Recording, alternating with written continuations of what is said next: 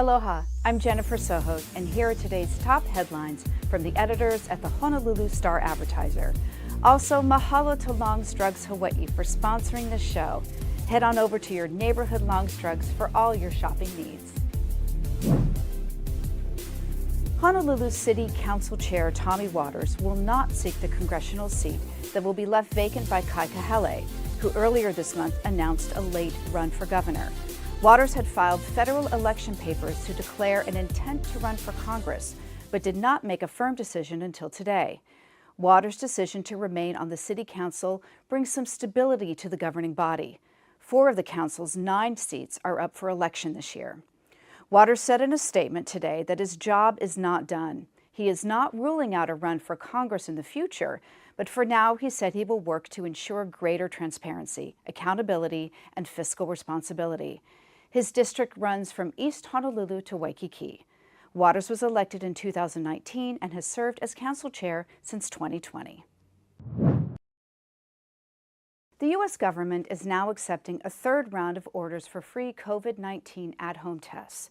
The White House said today that U.S. households can request an additional 8 free tests through covidtest.gov. Earlier this year, President Joe Biden committed to making 1 billion tests available free of charge, including 500 million through the government's COVID test order website. To date, only 350 million of the tests that were made available online have been shipped. The government has offered a total of 16 free tests per household since the program started. Today's announcement comes as coronavirus cases are on the rise in some areas of the country. Last week, the Hawaii Department of Health reported 5,768 new coronavirus infections and 6 deaths over the trailing 7 days. With the recent rise in cases, the City and County of Honolulu is once again offering free testing at its mobile lab at the Daniel K. Inouye International Airport 7 days a week. Violent crime on Oahu has reached a troubling new level, according to a Honolulu Police Department report. Homicides, robberies, assaults, and rape cases are at 3-year highs. There were 13 homicides during the first 4 months of the year, up from 6 recorded in the same period in 2021, 8 in 2020, and 3 in 2019.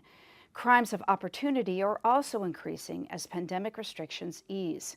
Robberies are up from the past 2 years, with the HPD reporting 325 cases through April.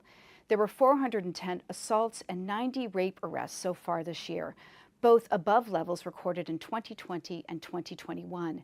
Police are responding by using crime mapping, intelligence gathered by officers, and other tools to direct operations to potential hotspots or groups of repeat offenders. Interim Police Chief Roddy Vanek said he acknowledges that crime is up from last year, but he disagrees with the narrative that crime is out of control or on the rise. Honolulu families eligible for federal pandemic relief through the city and county's rental and utility relief program are beginning to hit limits for financial assistance.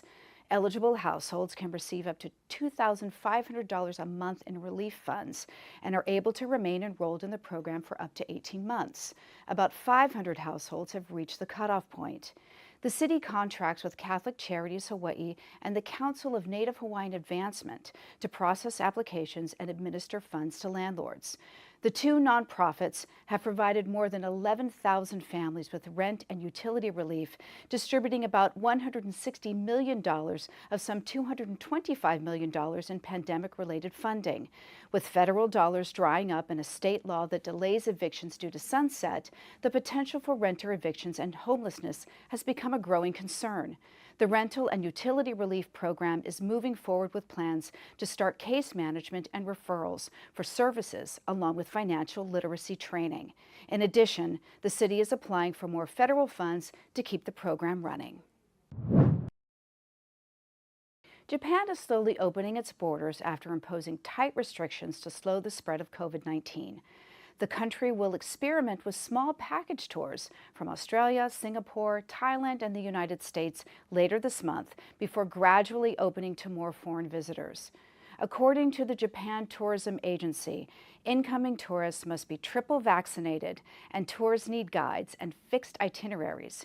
Each tour can have a maximum of 4 people.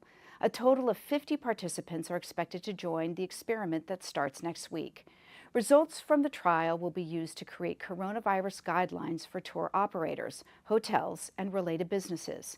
Japan has faced criticism of its strict border controls, but restrictions began to ease earlier this year.